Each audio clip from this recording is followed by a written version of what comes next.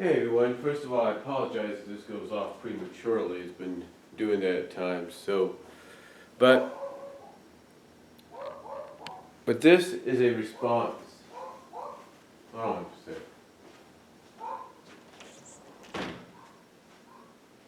say. This is a response to RowdyC's Chris Moore's recent, just debuted today, TV Trash special edition, which he's doing throughout the month, the deconstructing the Disney afternoon, mostly looking at the shows that many felt caused the downfall of the Disney afternoon. Now, I'm not going to deny, Chris, that there wasn't a share of shows that did that, but I guess you could say that I'm in the majority of folks that don't look at Bonkers, Disney's Bonkers, as being one of the downfalls. Now, as I've mentioned in many videos and articles and stuff that you can see here on YouTube, and I'll probably even private message you the article, the essay, whatever you want to call it, that I did on the history of Bonkers on DeviantArt. But I guess you could say I'm in the majority of folks that like the show. I really got a kick out of it. Now again, I admit that there's some, I can understand some reason as to why people don't like it, especially as you say, the jumping moment. And I believe that if Disney had kept that episode in, New Partners in the Block, in rotation, if they kept it in rotation, probably edited to the point that maybe you could indicate, you kind of get an idea of who the villain was, who the criminal was, and all that, but kind of edit it to a point that it kind of softened it up, then maybe you'd have a better idea. But unfortunately, after Oklahoma City, 9/11, and all that, you can't really expect much. But like I say, I'm one of those people that's in the majority of being a fan because, well, here's your obvious evidence. Yeah. I actually started recording the series back in 2004, 2003, 2004, before Toon Disney, now Disney XD, took it off the air. I started recording the series. And as you can tell, I'm a fan, because I'm a huge fan. I mean, here I created my own Best of Disney Bonkers DVD, which I've even made a copy and sent to a friend of mine in Canada, Zara Nizarak. And on here I have the Going Bonkers pilot, which was uncut, the uncut version. I'm not sure how I got that one. Can't remember. I think I got it somehow, I just can't remember how I got it. New Partners on the Block, which I'll talk to you in a minute, which I consider is the Going Bonkers sequel. Castle Bonkers, which you kind of highlighted in your review. And several fan vids that I made on Bonkers as well. And then this, which is the Bonkers. This is the Going Bonkers uncut movie pilot, as well as New Partners, the sequel, on one disc. And then about 15 episodes on one DVD. Now, you talked about the fact that there were several moments through the series that caused a lot of people to kind of go against it, and one of them was the exclusion of New Partners on the Block. Well, there's a little bit of a history lesson on that. First of all, the copy that you found, the copy of New Partners on the Block that you found obviously on YouTube, came from me. That's right, it came from me. You probably know that. But it came from me. B.W. Rosa's YouTube channel, that's mine. So it came from me, Chris. But it didn't entirely come from me. It was a step-by-step process. You see, several years ago, about actually 4 years ago, I asked on YouTube, and again, you could check this out just on my channel, just key in search Bonkers, put B.W. Rosas, and you kind of see what I'm talking about. I came out here on YouTube, and in my backyard here, literally, I asked if anybody out there had a copy, an English version copy of New Partners on the Block.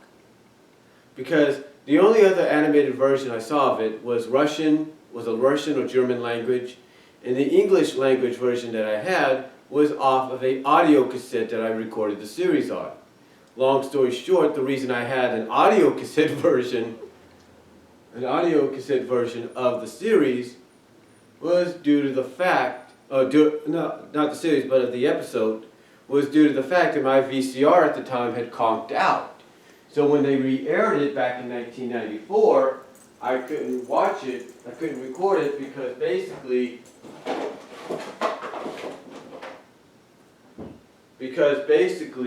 like I said, the VCR had conked out, and the only other option I had was audio cassette. Now I know, Chris, you and many others watching might say, well, why didn't you go get another VCR? I lived in a small town of Oskaloosa, Kansas, 30 miles or so away, 30 plus miles away from Topeka, and about 25 to 30 miles away from Lawrence. So yeah. And as far as I knew, there was not a pawn shop in sight where I was. Hard to believe. There probably is now, but still. But anyway, the audio cassette, which is long gone by now, well, it's not long gone, it's somewhere. I either have it in storage here in this house, or I left it in Kansas along with the rest of my VHSs. But, like I said,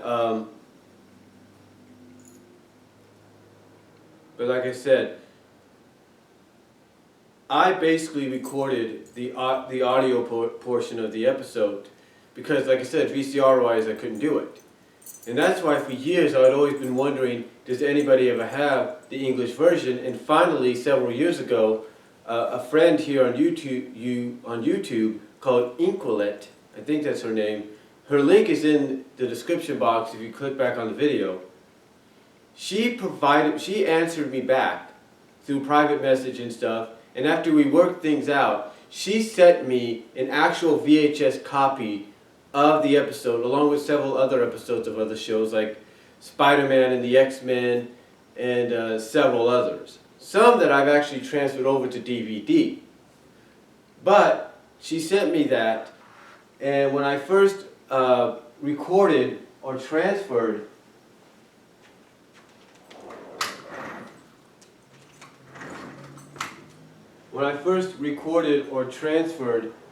New Partners on the Block, I was using my VCR. My VCR, which is now in the trash, which is now part of the city dump. You get the idea.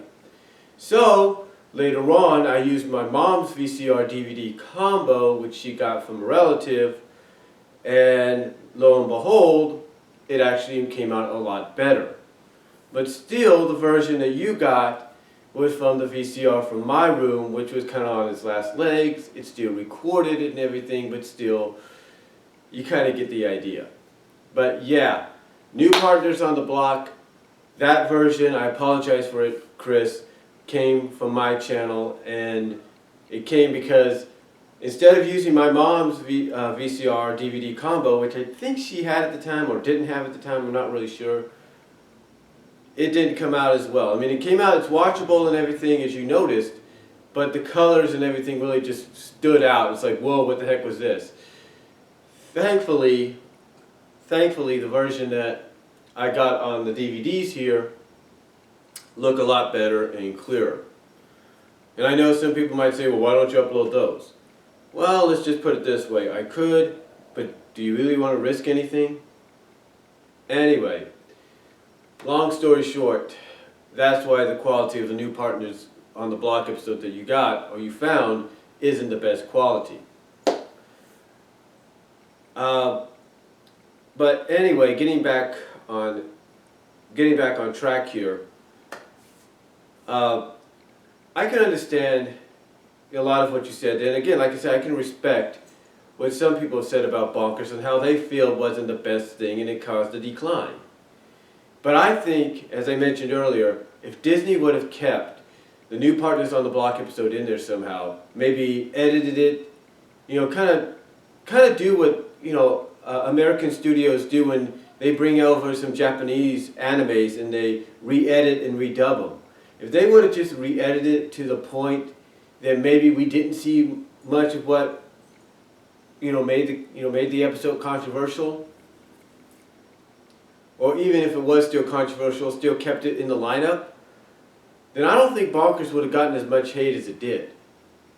But there is more to the story, as I've mentioned, and I will mention again. You see,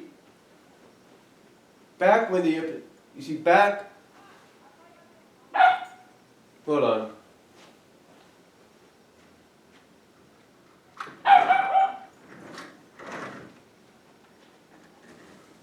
Hold on.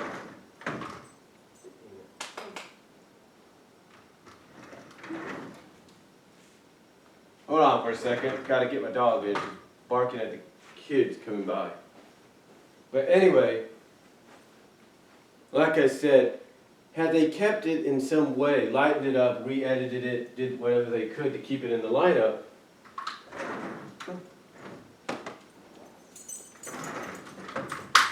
keep it in the lineup and stuff, I don't think the show would have gotten the hatred that it did, or the disdain that it did. Now, like I said, I can understand exactly where some people are coming from, though. Because you see, there's more to the story than meets the eye. Because as many people may have noticed when they watched the sneak preview of it on the Disney Channel in 1993, when they watched the sneak preview of it, they saw Miranda and not Lucky. So when these episodes with Lucky came out, it was kind of like, okay, what's going on? So basically, long story short, obviously something went askew behind the scenes. Now, we didn't have as you probably know, and anybody else knows, we didn't have the internet like we do now, to where we can find out information and share it with people. Because apparently back then, in the early 90s, when they were developing Bonkers, a majority, if not the whole original concept for the Bonkers television show, was to center around him and Miranda. And what happened, though, behind the scenes, is what caused things to change. It caused things to change to the point that Dwayne Capiza, the same guy that's worked on things like Batman and Superman, was kicked off. A guy named Larry Lantham was brought in, and thus Larry Lantham reconstructed the show to feature Lucky.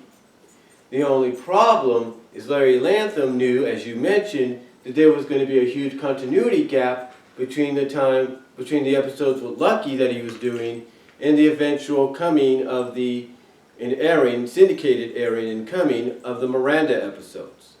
So that's why Larry Lantham, and I'm sure with the help of Dwayne Capiza, decided to basically create new partners on the block to close that gap.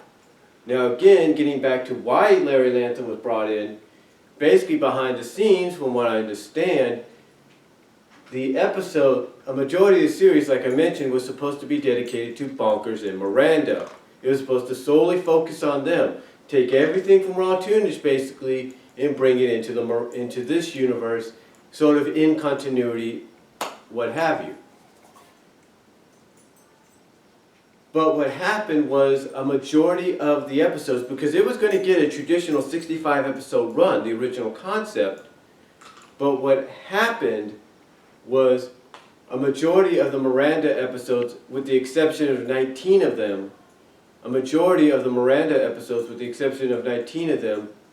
came off disastrous in animation when coming back from overseas, mostly from Japan and whatnot. So what happened is, because a majority of those episodes, which I would assume were 42, maybe 45 episodes, majority between 42 to 46 episodes, if you will, they came off disastrous to the point that those 42 to 46 episodes had to be, locked away in the Disney vault. And like I say, Dwayne Capiza and his team were kicked off. Larry Lantham and his team were brought in, and the rest is history.